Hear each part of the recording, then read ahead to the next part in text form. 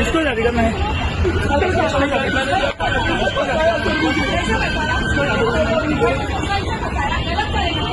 कलमा पडून इथे बळजबरी लग्न लावलं गेलेलं आहे दुकानाच्या वरती नेऊन. म्हणजे आपल्या मुलींना टार्गेट, पण आपल्या मुलींना आकला नाहीये. त्यांना हेच दुकानं दिसतात. लेडीज बाहेर चलो, बंद करणे काय, बंद करणे काय, बंद करो.